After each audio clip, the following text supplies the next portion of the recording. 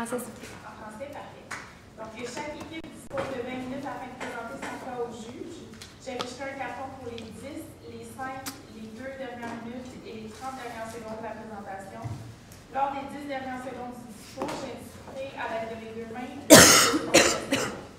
une équipe n'ayant pas terminé sa présentation après 20 minutes se verra arrêtée afin de passer à la période des questions. Une période des questions d'une durée maximale de 5 minutes est allouée au jury à la fin de la présentation. Je tiens à rappeler au jury qu'il est obligatoire de poser au moins une question lors de cette période. J'inviterai maintenant les juges à se présenter et vous pourrez ensuite. On commence par c'est bon, ça va. Je pense à la principale en analyse chez Yann. Sharon Ross, directrice marketing, assurance et épargne individuelle. Jean-François Thion, directeur des communications. Isabelle Garnier, chargée d'enseignement ici. Charles Sonneau, chef d'entreprise. Agathe La Charité, agence marketing, signé François.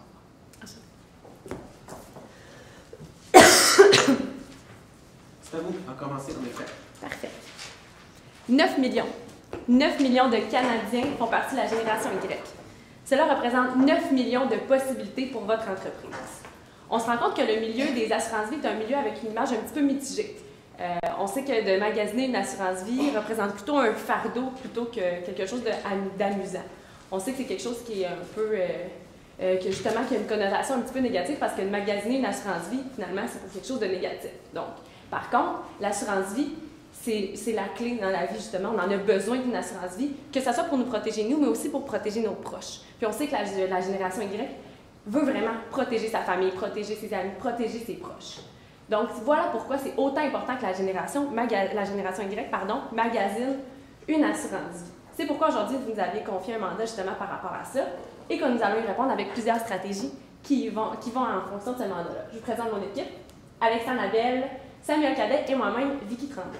Si on regarde rapidement le plan de la présentation, donc premièrement, on va revenir rapidement sur le mandat, faire une brève analyse de votre entreprise, vous présenter diverses stratégies qui vont pouvoir vous mener vers le succès à long terme et finalement faire une évaluation là, de ces dites stratégies.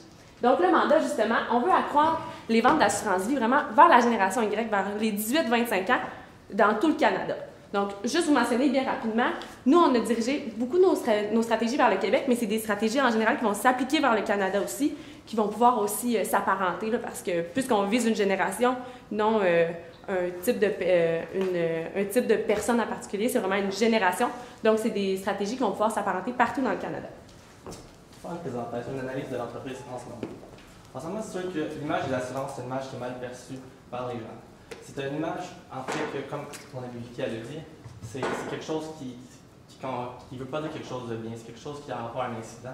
C'est quelque chose, en fait, c'est faut apporter en fait des solutions pour justement aller chercher les gens pour pouvoir les amener à venir. Il y a beaucoup de concurrence dans le milieu, on s'entend. Il y a beaucoup d'assurances indépendantes désormais. Depuis les solutions numériques, les gens peuvent maintenant aller chercher des informations en 15 minutes sur 5-6 entreprises sur Internet, quelque chose pour vérifier. Le recrutement aussi est difficile, aller chercher des gens, on sait, il y a beaucoup d'assurances comme j'ai dit, puis justement, pourquoi ils viendraient à nous, c'est quelque chose qui est difficile de les amener vers nous, la perception des assurances. Par contre, on a des opportunités qui s'amènent à ça, la génération Y. Comme Vicky a dit, 9 millions de personnes, c'est des personnes. Ça fait beaucoup, des personnes qu'on peut aller chercher, qu'on peut amener avec nous. Depuis les œuvres de charité, les gens ils aiment ça aujourd'hui, comme voir des entreprises faire du partenariat, s'associer avec eux, voir qu'ils s'impliquent dans la communauté, qu'on est porté à aller vers ça. Depuis les forces de l'entreprise, les produits diversifiés que vous offrez, vous n'êtes pas juste d'assurance, vous avez aussi des plans de financement et une reconnaissance de la marque. La marque est connue partout. On sait c'est quoi la marque. Elle est reconnue, on ne se pose pas de questions quand on la voit. Et évidemment, on fait face à des enjeux dans le domaine des assurances. Donc, nous, l'enjeu primaire ici, c'est la génération Y, donc les jeunes de 18 et 25 ans. Dans le fond, pourquoi c'est un enjeu pour nous? La perception de l'industrie face à cette génération-là, c'est sûr que, comme Vicky l'a mentionné un peu plus tôt, les gens sont un petit peu réticents, tout ça, ne s'intéressent pas facilement à aller s'informer face aux assurances, ce qui fait en sorte qu'il faudrait augmenter la notoriété, dans le fond, de l'entreprise afin de faire venir les clients à nous et de leur faire comprendre ce qu'on est vraiment dans l'industrie. Ensuite, il faut augmenter aussi la visibilité de l'entreprise, de se faire voir d'une bonne façon, d'avoir un bon contact avec le client et d'avoir une bonne perception au fond. Le public cible, comme mentionné, la génération Y, donc de 18 à 25 ans, on a vraiment ciblé 2 personas plus précis, question de mieux que nos stratégies répondent bien à plusieurs personnes dans le fond qui peuvent être à votre entreprise. Donc on commence ici avec Sarah. Dans le fond, juste mentionner, les 2 personnages qu'on a pris n'ont pas une grosse différence d'âge, mais ont un comportement complètement différent, ce qui fait qu'on peut les rejoindre de différentes façons. Donc Sarah, qui a 21 ans, qui est encore aux études chez papa-maman. Dans le fond, Sarah a vraiment d'amis, elle est vraiment influencée aux commentaires de ses amis, influençable par ce qu'ils aiment, ce qu'ils n'aiment pas. Ça fait beaucoup à ses amis. Elle a un emploi à temps partiel, donc c'est sûr qu'il y a une possibilité ici. Et elle est impliquée dans plusieurs causes. Elle aime, dans le fond,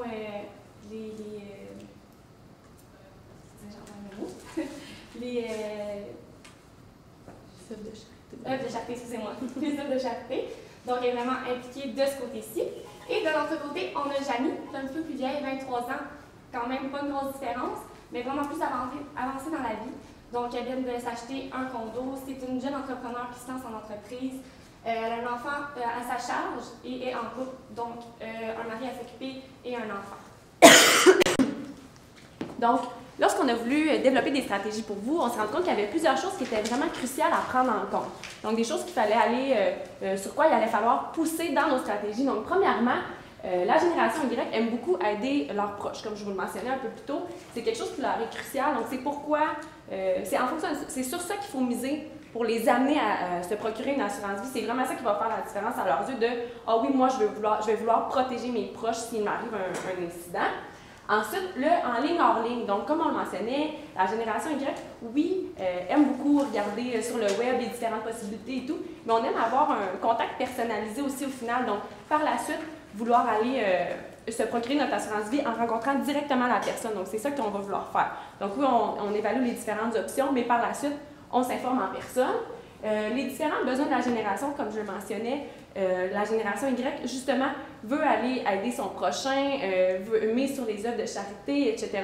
Donc, c'est vraiment sur ça qu'on s'est concentré, la sensibilisation aux différentes causes, justement, puis le peu de connaissances qu'ils avaient sur le domaine des assurances-vie. Donc, justement, vu que la génération Y n'a jamais vraiment magasiné d'assurance-vie auparavant, ils n'ont pas nécessairement de connaissances sur le domaine. Donc, oui, on a besoin de les sensibiliser, de les amener à vouloir se procurer une assurance-vie, mais c'est important ensuite qu'ils veulent se tourner vers votre entreprise, donc aller chercher des connaissances supplémentaires. Donc maintenant, le plus important, on arrive à la partie des stratégies. Donc, on vous a préparé plusieurs stratégies qui seraient très intéressantes pour vous. Donc, la stratégie globale, comme on le mentionnait un peu plus tôt, c'est vraiment la reconnaissance du besoin. Donc, de faire prendre conscience à la génération Y qu'ils ont besoin d'une assurance vie pour protéger leurs proches, pour se protéger, pour avoir un petit backup, si on veut, quelque chose qui va les protéger à long terme. Donc, vraiment, d'amener la reconnaissance du besoin, ce qui va ensuite les pousser à aller vers vous. Aussi, les moyens de communication. Tout d'abord, la sensibilisation. Oui, on le répète, mais c'est quelque chose qui est vraiment important sur quoi il faut miser. Le contact aux entreprises et la création de produits. Pour ce qui est de la sensibilisation, dans le fond, pour le premier volet, ça va vraiment aller rejoindre Janie. En fait, Janie, c'est une jeune entrepreneuse. C'est vraiment aller s'implanter dans les chambres de commerce. Dans les chambres de commerce, pourquoi? Parce qu'il y a beaucoup de nouveaux entrepreneurs, puis de futurs nouveaux entrepreneurs. Puis, veux pas, c'est des personnes qu'on peut aller assurer, c'est des personnes qu'on peut aller chercher. Donc, ça serait vraiment de s'instaurer là, les sensibiliser, c'est quoi l'importance, en fait, de l'assurance vie. Pourquoi c'est nécessaire pour eux de s'assurer avec nous, puis leur faire comprendre nos besoins. Puis aussi offrir un nouveau produit qu'on va vous parler un petit peu plus loin. Par la suite, le volet 2, ça va aller vraiment rejoindre Sarah et Janie, c'est faire des vidéos de sensibilisation. Faire des vidéos, en fait, qui vont aller comme, comment je peux dire, comme un peu pour Sarah, qui est enfin une étudiante, si le malheur y arrive, elle décède, juste faire des publicités, en fait, qu'on voit à ses parents que, oui, elle a décidé, elle a beaucoup de choses à penser, mais qu'elle n'a pas à soucier, en fait, comme de plan financier de leur fille qui pourrait avoir des dettes parce qu'elle est à l'étude, ou peu importe, c'est juste qu'elle est à la tête en paix.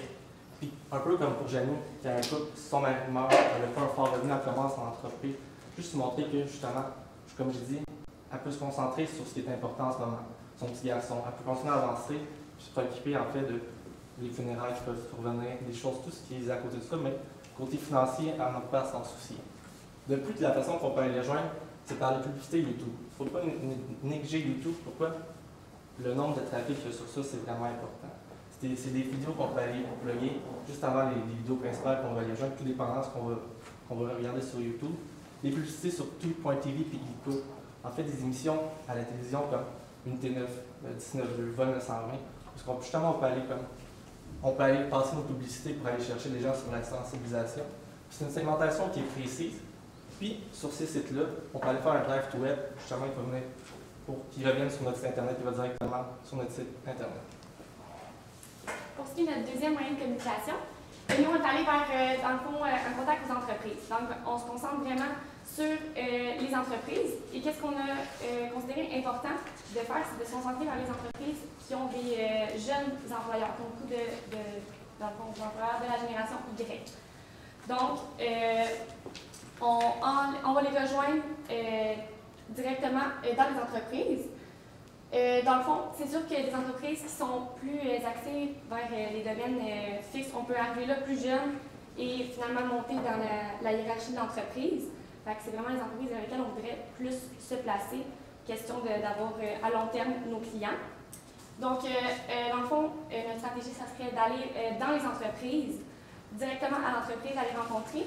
Les gens d'entreprise qu'on pourrait rencontrer, qu'on fixe dans le fond, Énergie Cardio, qui a vraiment beaucoup de jeunes kinésiologues et qui sortent de l'université, qui sont tout jeunes encore, ils embarquent là, puis c'est une job qu'ils peuvent avoir à long terme, à vie aussi. Donc c'est vraiment important d'aller les chercher dès leur sortie de l'université pour les prendre au plus bas âge possible puis de les garder avec nous à long terme. Donc on va rencontrer premièrement les dirigeants d'entreprise pour cibler nos entreprises. Ensuite, si les entreprises veulent bien embarquer avec nous, évidemment, communiquer aux employés par email. Et dans le fond, envoyer des petites vidéos de sensibilisation pour vraiment attirer leur attention. Ensuite, dans le fond, on voulait aussi mettre des messages dans les salles employées, question que ça reste dans leur tête. On va donner, dans le fond, 2 semaines suite à l'envoi courriel pour les informer. 2 semaines. Ensuite, on va les rencontrer en personne pour clarifier les petits détails qui sont un peu moins clairs pour eux, pour ensuite faire la signature des assurances ou si c'est généralement avec l'entreprise, on peut seulement aller chercher les employés directement aussi.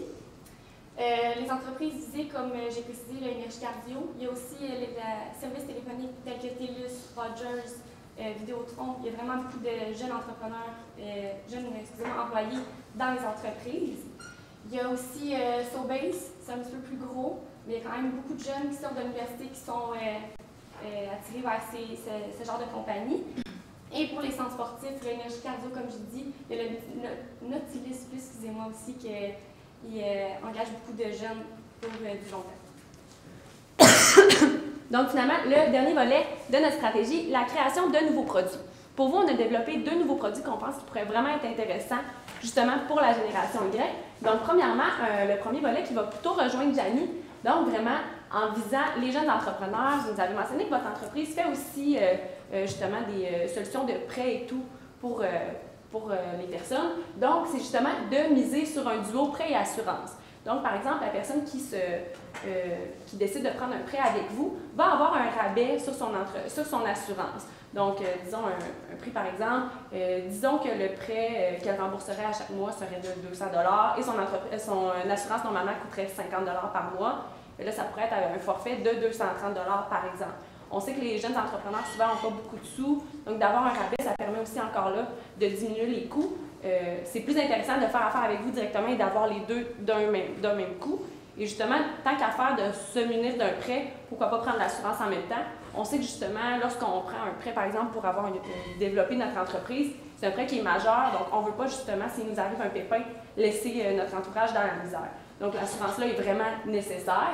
Puis, ce qui serait intéressant, c'est que dans le fond, à la fin du prêt, l'assurance vie redeviendrait un montant régulier. Là. Donc, ça leur permet à la fin du prêt de rester avec vous avec la même assurance. Encore là, facilité d'esprit si on veut. Pour le deuxième volet, c'est vraiment un volet qui rejoint plutôt Sarah. On mentionnait que Sarah aime beaucoup les œuvres de charité et tout. Ce qu'on trouvait qui était peut-être plus, qui clochait un petit peu, c'est du côté de l'assurance vie temporaire. On mentionnait que c'est plutôt dommage parce qu'on paie par exemple pendant un 5 ou un 10 ans, mais au final après, il ne nous revient rien, donc on a l'impression qu'il manque un peu quelque chose. Ce qu'on avait pensé faire, c'est justement qu'à chaque mois, on pourrait cumuler un montant de ce que la personne paie. On vous propose un 15 %, ça peut être plus, ça peut être moins, dépendamment de ce que vous croyez qui est à propos, mais selon nous, un 15 % ça pourrait faire du sens. Donc, justement, par exemple, elle paie un montant, vous prenez un 15 % de ce qu'elle paie à chaque mois, puis à la fin de son assurance, s'il lui est arrivé quelque chose, bien évidemment, l'argent va revenir à sa famille et tout, mais s'il lui arrive rien, le 15 % pourrait être remis à une œuvre charité de son choix, donc une œuvre qui lui tient à cœur et tout. Donc, ça reste que ce 15 % là, pour vous, c'est minime parce que vous réussissez à aller chercher de nouveaux clients et tout. Puis s'il n'arrive rien à la personne, bien, les frais sont minimes de votre côté. Donc, ça permet vraiment d'augmenter le nombre de clients. Donc, ce qui est important, c'est que puisqu'il y a énormément d'entreprises qui offrent des assurances-vie et tout, vous avez besoin d'un petit plus pour vous démarquer. Puis c'est ça qui pourrait faire la différence parce qu'on sait que la génération Y veulent faire quelque chose de plus, veulent aller plus loin, veulent redonner à leur prochain. Puis c'est ce que ce nouveau produit vous permettrait de faire à plus long terme. Pour ce qui est de l'échéancier, bien sûr, on commencerait avec, dans le premier mois ou troisième mois, on irait avec les entreprises, vraiment, comme je vous ai donné des exemples, aller les rencontrer, cibler qu'est-ce qui est mieux pour vous. Ensuite, les créations des publicités, les vidéos pour savoir qu'est-ce qu'on met et où. Ensuite, la création des produits qu'on va faire, comme Vicky a mentionné dans la troisième stratégie. Pour ce qui est du 3 à 6 mois, ça serait vraiment d'aller dans les entreprises, les rencontrer afin de fixer des contrats, diffuser les publicités qu'on a créées un petit peu plus tôt et mettre la mise en marché des produits créés. Et d'ici 1 an, on ferait dans le fond les mesures de contrôle et les modifications à apporter s'il y a lieu sur les créations de produits ou avec les entreprises. Dans le fond, le niveau d'importance qu'on a mentionné de pas nécessairement focuser sur le budget. Donc, nous, on a trouvé important de quand même vous spécifier où mettre vos efforts à une place plus qu'à l'autre. Donc, pour le plus gros pourcentage, donc 45 %, on irait vraiment vers la sensibilisation parce que, selon nous, c'est ce qui est le plus important pour aller chercher des clients, c'est de les informer des sensibilités, d'attirer leur attention. Fait que c'est pourquoi on a mis un 45 % ici, question de vraiment mettre de l'accent sur la sensibilisation. Ensuite, un 30 % pour les entreprises, parce que ça vous donne une bonne visibilité et ça vous apporte des clients d'une certaine façon aussi. Et on a mis un 25 % pour les nouveaux produits, car c'est un petit plus à la visibilité de l'entreprise. Si les mesures de contrôle, voir si ce qu'on a appliqué, ça a vraiment fonctionné. Ce qu'on pourrait faire, en fait, ce que vous pourriez faire, c'est le nombre de nouveaux clients. On pourrait le calculer par le nombre de nouveaux clients qui viennent avec nous. Le nombre de nouveaux clients Y, la moyenne d'âge. Est-ce qu'on a eu plus? Est-ce que c'est resté comme c'était? L'adhésion de vos produits, est-ce que ça a bien fonctionné? Est-ce que les gens sont intéressés à ça? Ils posent des questions. Veulent-ils adhérer avec nous à ce produit-là qu'on leur offre? Ensuite, le nombre d'entreprises affiliées. Comme on a dit, les gens ils aiment ça, voir des entreprises qui s'impliquent dans la communauté. C'est de voir, est-ce qu'il y a beaucoup d'entreprises qui veulent s'affilier avec nous pour justement poursuivre leur aventure. Donc, c'est vraiment des mesures de contrôle qu'on va pouvoir savoir si, après un certain temps, ce qu'on propose, si ça fonctionne ou si ça ne fonctionne pas. Ce qui est important aussi de mentionner, c'est que les nouveaux produits qu'on vous propose, vous allez pouvoir aussi les proposer à vos clients actuels. Donc, justement parce qu'on sait qu'il ne faut pas qu'il y ait un désavantage, par exemple, les nouveaux clients soient avantagés par rapport à vos clients que vous avez présentement. Donc, d'aller proposer aussi les nouveaux produits à vos clients actuels, c'est un petit plus, justement. C'est toujours le fun de savoir qu'il y a un nouveau produit, il y a quelque chose de nouveau. Donc, de les proposer aussi à vos clients que vous avez déjà en entreprise. Donc, par rapport au retour sur investissement, on se rend compte que ce qui est important au départ, c'est vraiment la reconnaissance du besoin. Donc, de se rendre compte que l'importance de l'assurance-vie. On n'a pas nécessairement besoin d'une assurance-vie seulement quand on est rendu à 50 ans, 60 ans ou lorsqu'on est malade. C'est important de la magasiner lorsqu'on est jeune parce que les coûts sont beaucoup plus faibles lorsqu'on est jeune puis qu'on ne sait jamais lorsqu'un pépin va nous arriver. Donc, justement, c'est vraiment de créer l'importance de l'assurance-vie. Puis, puisqu'on sait comment c'est important ce que notre entourage pense, on aime ça être conseillé par notre entourage et tout, mais ça crée un peu un effet boule de neige. Donc, de savoir que mon ami a adhéré à une assurance-vie et tout, on se retrouve à je devrais y adhérer, puis ça crée un peu le même effet en entreprise. Par la suite, la notoriété de la marque, on vous mentionnait justement, puisque la génération Y ne fait pas vraiment de recherche pour le moment sur l'assurance-vie, c'est important d'aller créer une notoriété, de prouver que vous êtes la meilleure marque, puis que vous vous distinguez des autres, puis avec les stratégies qu'on vous amène, c'est ça que vous allez être en mesure de créer à plus long terme. Puis finalement, bien évidemment, le plus important, c'est que ces solutions-là, ces stratégies-là vont vous amener plus de clients définitivement. Donc, en résumé, on pense sincèrement que nos stratégies qu'on vous présente aujourd'hui, c'est des stratégies qui sont gagnantes, qui vont vous permettre d'aller chercher les clients nécessaires dont vous avez besoin. C'est des clients que vous allez pouvoir garder à très long terme, puisque vous les prenez dès qu'ils sont jeunes. Nous sommes maintenant prêts à une période de questions. Merci. Question? Vous faites une approche aux entreprises. Avez-vous, je ne sais pas si vous l'avez nommé, mais est-ce qu'il y a une stratégie qui va faire en sorte que l'entreprise va vouloir adhérer et accepter de vous faire pénétrer, avoir accès à ses employés? Avez-vous nommé? L'idée, dans le fond, c'est vraiment plus d'aller chercher des nouvelles entreprises. On sait que votre service de base est très complet et tout, donc déjà là, vous avez un certain avantage par rapport aux autres entreprises. Mais l'idée, c'est d'aller chercher des entreprises qu'il n'y a pas nécessairement déjà d'autres entreprises qui offrent des assurances-vie d'implanter. Donc, justement, on sait que les entreprises où il y a des employés qui sont très jeunes, souvent, c'est pas ce qui va que les entreprises d'assurance-vie vont aller rechercher. Donc, c'est vraiment ça la technique, en fait. C'est pas nécessairement une stratégie précise en soi. Lorsqu'on rencontre les entreprises, c'est vraiment plutôt d'aller chercher les bonnes entreprises, de bien les cibler. Puis avec les vidéos, justement, où on présente des gens qui ont utilisé l'assurance-vie auparavant, c'est un peu la complémentation là, de la stratégie. Si les entreprises embarquent, vous faites quoi? C'est quoi la stratégie pour vous? C'est sûr que présentement, on vous a présenté quelques idées d'entreprise. C'est sûr qu'il y en a une panoplie. Donc, oui, ça, c'est des bonnes possibilités, mais on sait qu'au Canada, il y a une panoplie d'entreprises qui pourraient être intéressées. Là. Donc, mais la stratégie d'approche, en fait, c'était plus à savoir de quelle façon d'approche ces entreprises-là, des compagnies assurances ne sont pas présentes, qui était votre stratégie? Oui, exactement. Donc, de quelle façon? Parce qu'on en a un peu moins parlé, mais je suis à l'écoute, on est à l'écoute. De quelle façon on va les approcher? Comment vous voyez ça? C'est ça. Dans le fond, c'est juste de se présenter directement, de rencontrer les dirigeants, de leur expliquer justement c'est quoi l'importance de l'assurance-vie. Puis on pense que c'est important aussi en entreprise de protéger ses employés-là. Donc c'est vraiment ça qu'il faut mettre de l'avant, l'importance de protéger ses employés, puis eux, tout ce que ça va leur apporter de positif. Là. Donc c'est sur ça qu'on veut miser. Donc un rendez-vous. Oui, exactement. Donc j'appelle, exactement. bonjour, sur place, rencontrer. Oui, exactement. Rencontrer les dirigeants, puis ils vont dire oui, bien évidemment. Autre question? Oui, j'ai une question. Au-delà de la stratégie proposée, est-ce qu'il y a d'autres façons que vous souhaiteriez, parce que vous êtes tous des générations, vous êtes la génération Y, est-ce qu'il y a d'autres façons dont vous vous apprécieriez être approché?